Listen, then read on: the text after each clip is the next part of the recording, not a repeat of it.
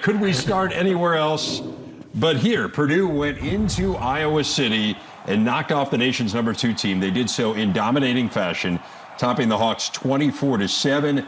The defense was fabulous, forcing 4 Spencer Petras interceptions.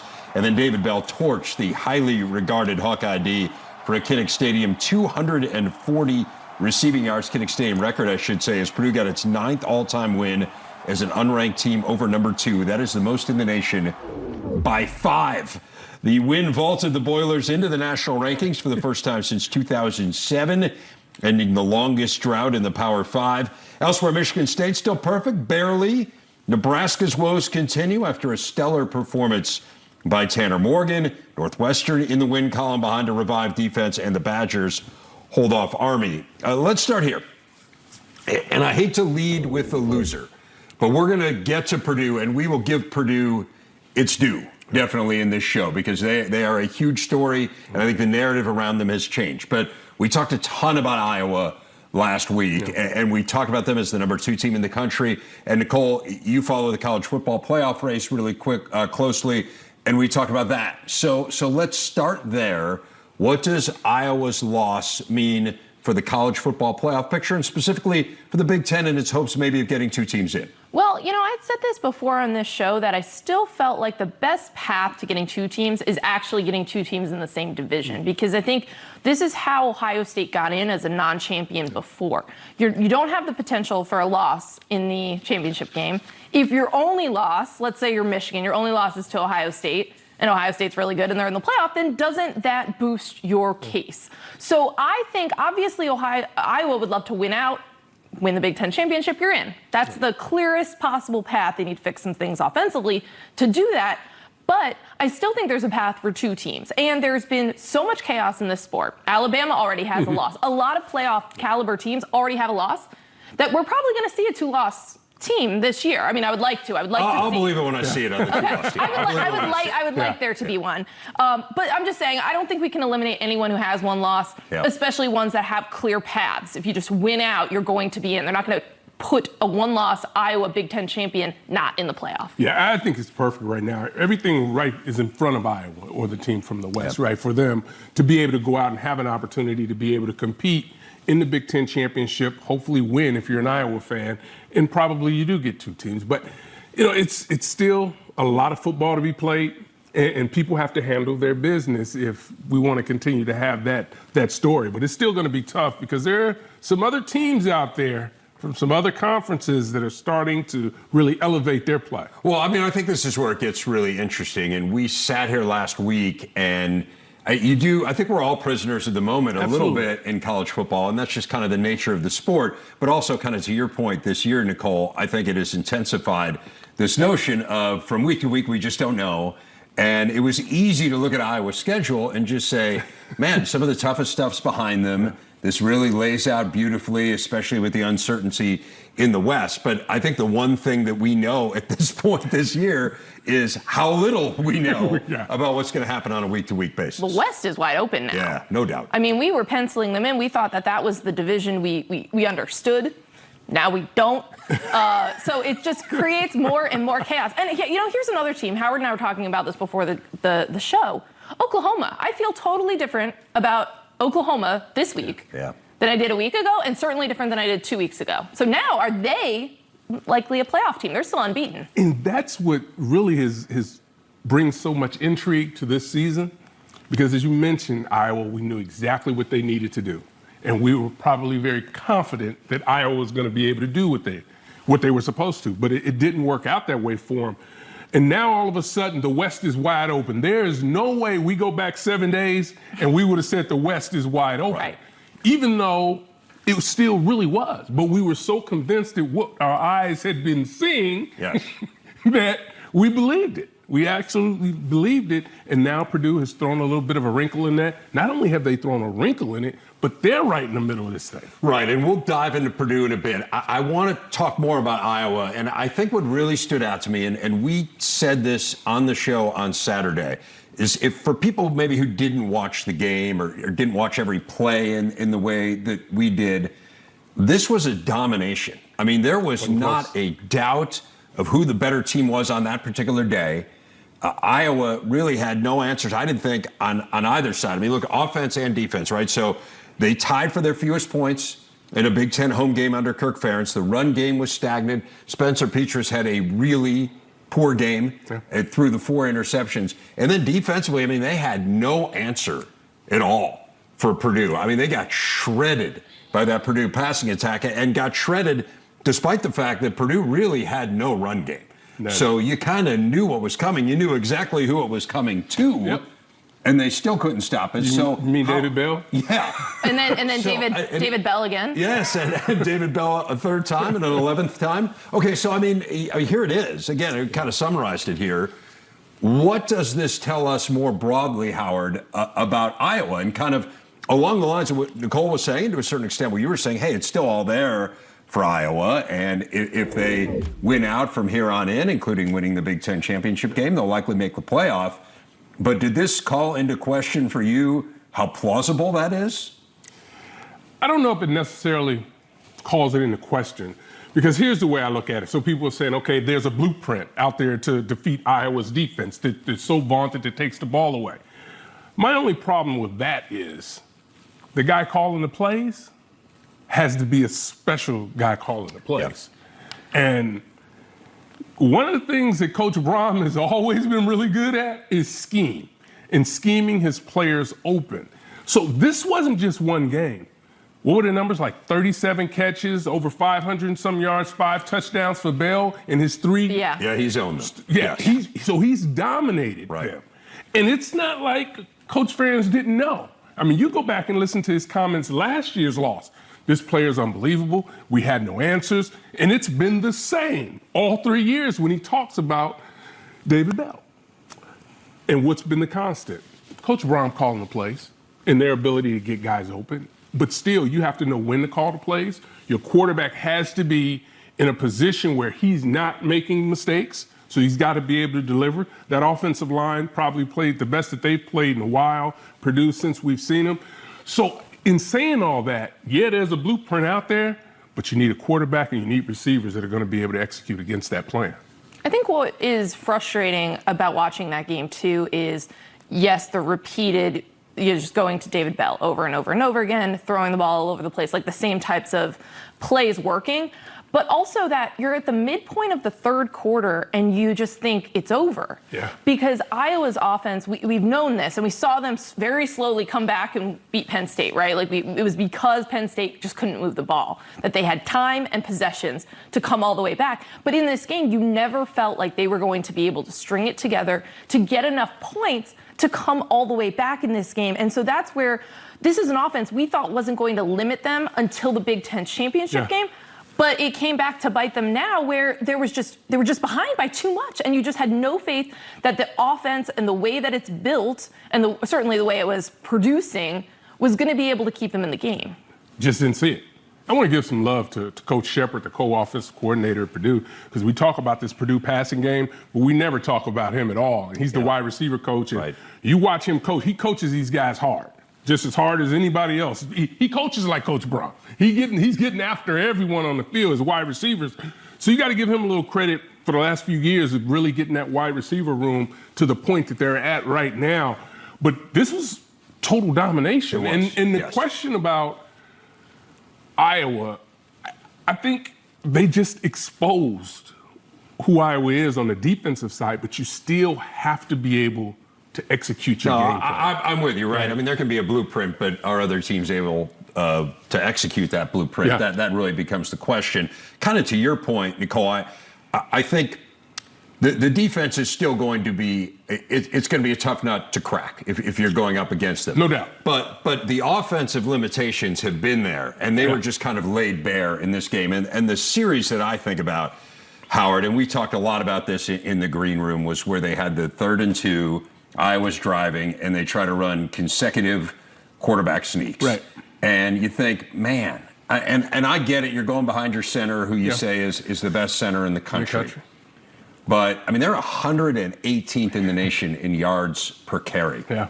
Iowa is. And can you, without great threats on the outside, right, it's not like they have a David Bell, can you have that limited a run game and still produce what you need to produce to make the playoff, which is essentially from here on in to run the table. And I guess I'm at the point now. We all questioned it. We all wondered whether it was sustainable, and now we've seen it. We've tried to convince ourselves that it wasn't an issue. Yeah. Well, we knew it was an issue, but they'll be able to play through it. Because what we had seen in the previous weeks, right, we had seen Iowa get creative by moving people around and getting the ball into their playmakers' hands when they had an opportunity. But we didn't see that happen this time.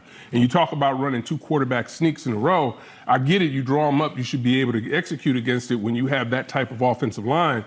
But sometimes you just wonder, they can't run when they want to. And they're not the only one. Penn State has that issue too sometimes. But not to the extent that we saw with Iowa in this particular game. And, it's got to be frustrating because this is what Iowa's built on, the line of scrimmage. And when you can't control the line of scrimmage or feel like you can do that, everything's out the window. Yeah, and when, this is the first game, you don't have 4 turnovers. You turn the ball over 4 times.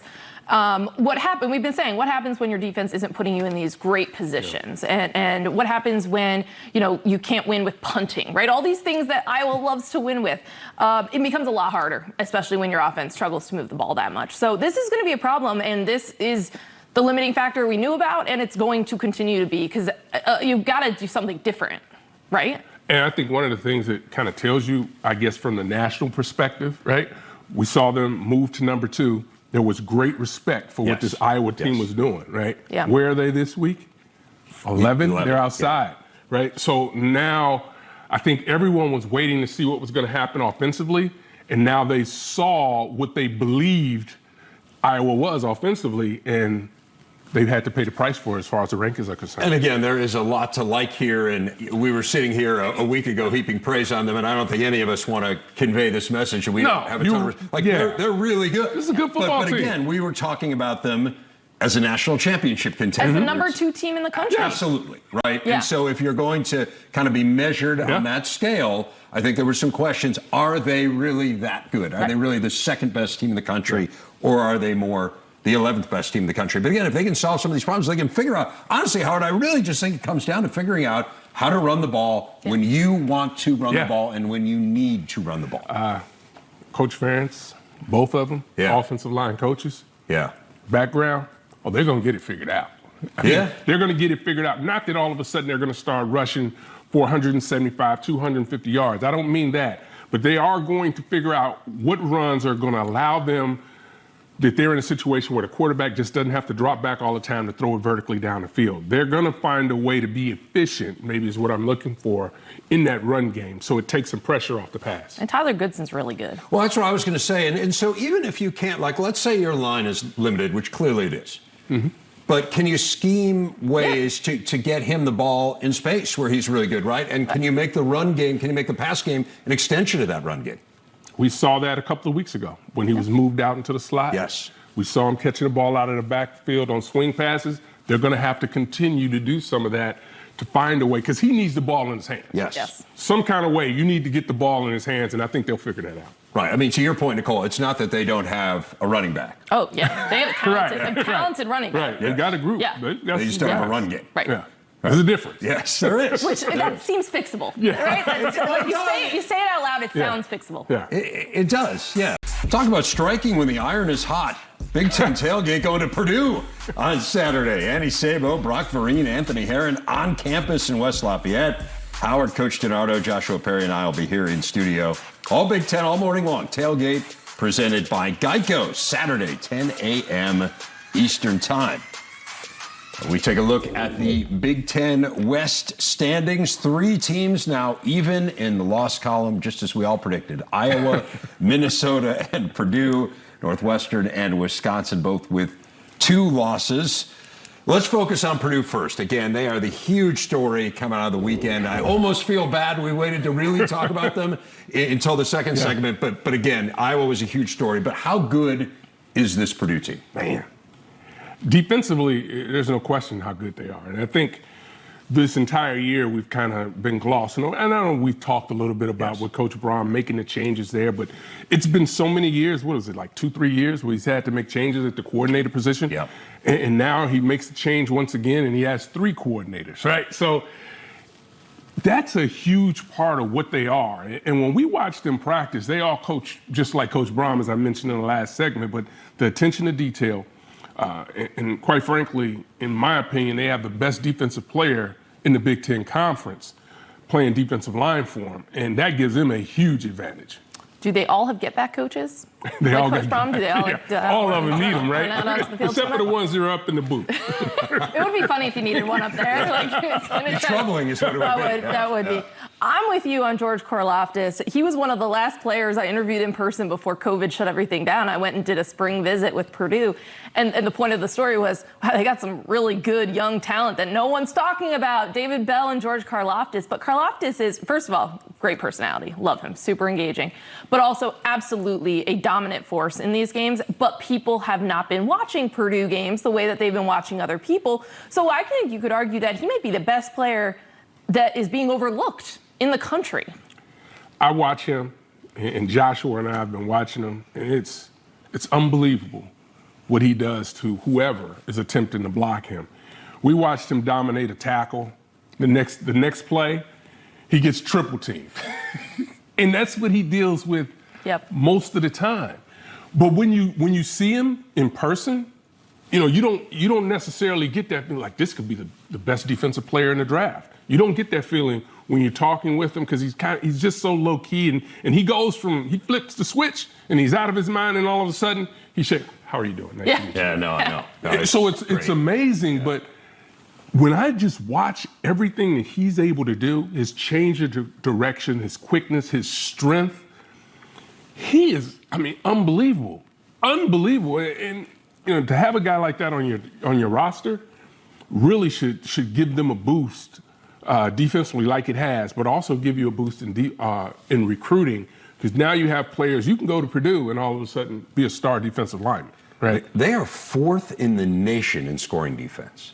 Like, that's staggering. Think about where they have been in recent years. And as you said, Howard, it's been a turnstile of defensive coordinators, just haven't really been able to get it right between Nick Holt and Bob Diaco. And now all of a sudden, wow. It's like the light switch went on. And to me, it really changes the way you look at this team. Look, they still can't run it either. Yeah. They are really limited in the run game.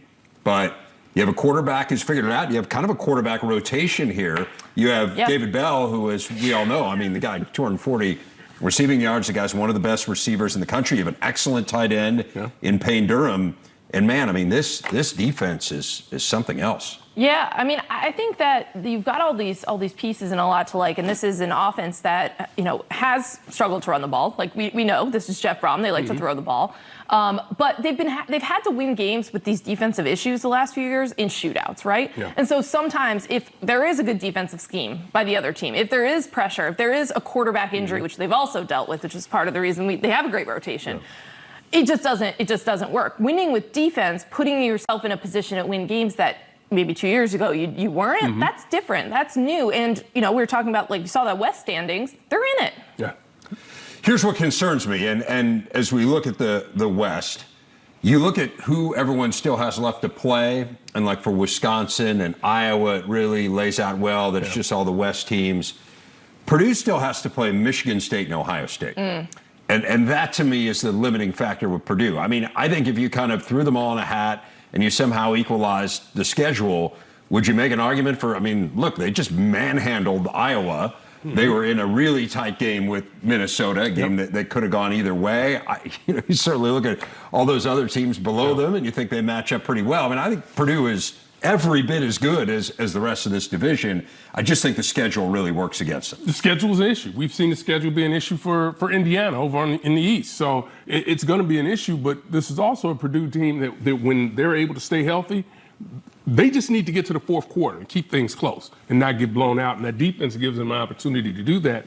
So if they can get there, and one of the things that held them back a little earlier was quarterbacks making poor decisions at the worst times in the game when they're driving. But They have a shot, but the schedule is an issue. But if they can continue to play good defense, they'll have a shot. You know what else could help them? If Ohio State is maybe ranked number 2 in the country when they play them, because they have they're very specifically good against number 2 teams in the country. I mean, how crazy is that 9 times as an unranked team, they have beaten number 2 9 times. It's no one else so has done it more than 4. Yeah. No, it's so specific that it's my favorite stat of the season. It's so good. It's crazy. It's absolutely crazy.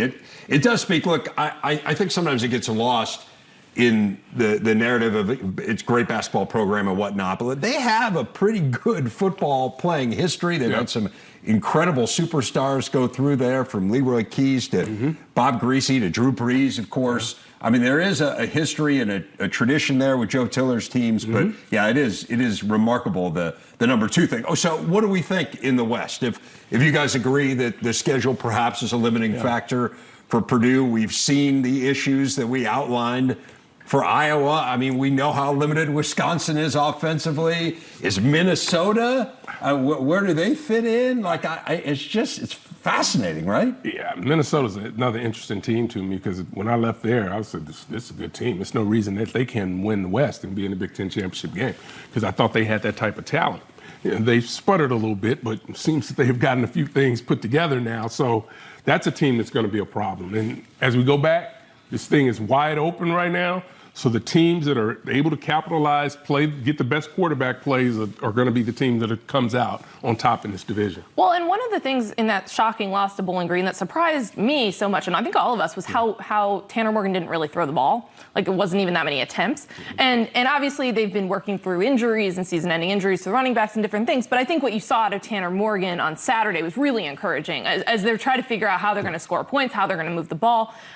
Put it in the arm of the quarterback who was the most efficient quarterback in the country a couple years ago. So maybe that does give them a chance. I mean, it's going to be fascinating, because again, I think a week ago we were pretty sure how the West was going to shake out. How it was going to be won. I think this is, I mean, you talk about a year where we really don't know. I mean, don't tell anybody we don't know. They'll be looking for other people to do our job. But it's the absolute beauty of it, right? I mean, it's across college football. Yeah. But I don't think anyone knew much of anything going into this year. It was such a strange year last year, and so I think you have that as a complicating factor. But I'll tell you this, on Minnesota's schedule, when we talk about what are the crossovers that Purdue has left, and that makes it challenging for them. Minnesota's crossovers, they already played Ohio State, of course, and that's their conference loss. Maryland and Indiana. Yeah. That's pretty manageable going forward here. And then West games the rest of the way. So back to the football, though. We take a look at the Big Ten East, still shaping up like a 4-team race. Michigan State, Michigan, Ohio State still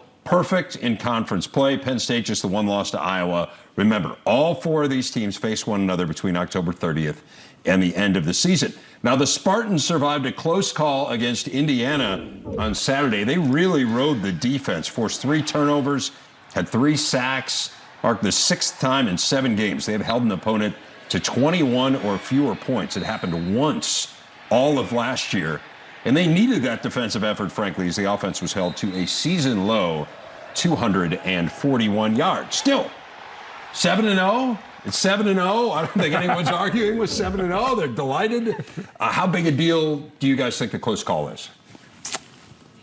I don't think it's that big a deal, because I don't necessarily think that, yes, they're 7-0, and everyone's excited about it, particularly Michigan State fans.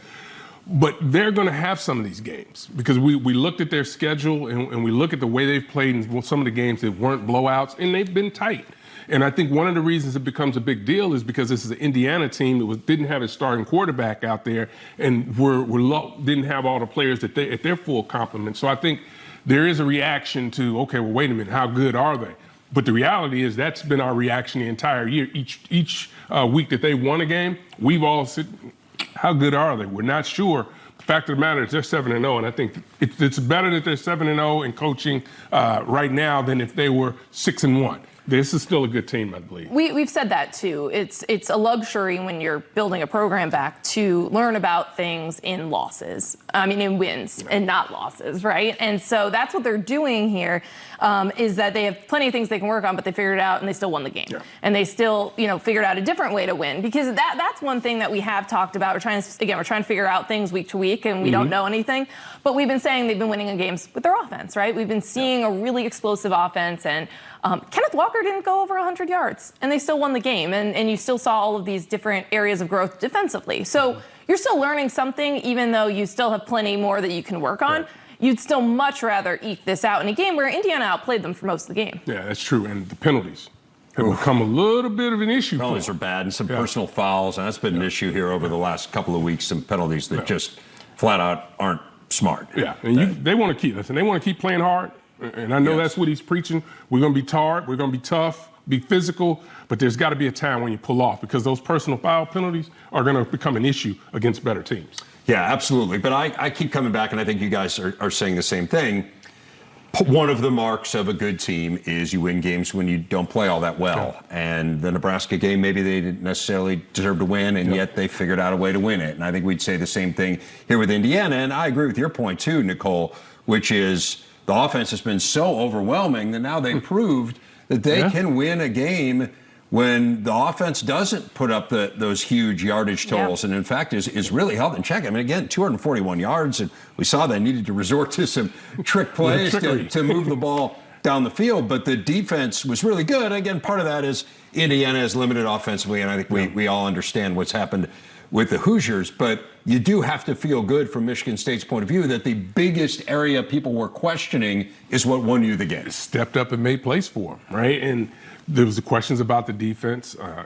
Are they going to be able to hold up what's going on with them? But they keep getting better. And, it's going to be continue to be fascinating to watch this team move, particularly their next game that they have to play, to just, as we're getting into the meat of the schedule, where we're now going to see, is there a talent difference? I mean, they've been better than these other teams, and they've played well, but now they're going to play some teams that arguably probably have more talent than they do. Starting with the next game against Michigan, a game I know you will be at, Nicole. Yes. They get a bye week going into that, and defensively, I think that group could use the rest. And we've talked about how many yards they give up. Yeah. And they do give up a lot of yards, although they didn't necessarily in this game. Probably a better measure for this team is yards per play, just because they have faced more snaps now than any team in the country has, guys. But they're 28th in the nation in yards per play allowed. So that's pretty solid. There is this issue of, with the way they play, quick strike. You see here, Colton Pouncey, Nicole's colleague at The Athletic, documenting how many more plays Michigan State has been on the field for than other teams nationally. Does this catch up with you at some point, Howard? It depends. So I'll have an answer for you Saturday. But we've got Harold Shelton working on this for us as far as play count, the number of players, our great researcher. It only catches up to them if they're not playing enough players defensively. And I can't answer that, just how many people they're rotating through. But if they've got a good rotation going with their defensive players, I don't think it will be as big an issue. Now, they need their frontline guys to be out there. They do need them. But if they're able to play multiple players, I think that helps them. Is this the downside for that explosive quick strike offense? Yeah, that's part of it, right? Your defense is back out on the field, and they're moving the ball against them. But, again, they keep coming up with stops. But I think you're right. You have special teams plays. Change of possessions happen quickly. Get right back out there. Defense is right back out there. And we've talked a lot about this, too. They are a team that has given up a lot of yards, but they're a havoc team. I mean, they lead the Big Ten in sacks and in tackles for loss, so they've kind of come up with big plays when they've needed to. If you give up yards, you don't give up a lot of points. I think most coaches are comfortable with that. I do want to talk about Indiana. I mean, it's been such a hard luck season, guys. I mean, the schedule has been preposterous now. So they have 4 losses. The teams they've lost to are combined 24-2. Mm-hmm. So part of it is just, and oh, by the way, they get Ohio State next. So, I mean, you go from the frying pan to the fire.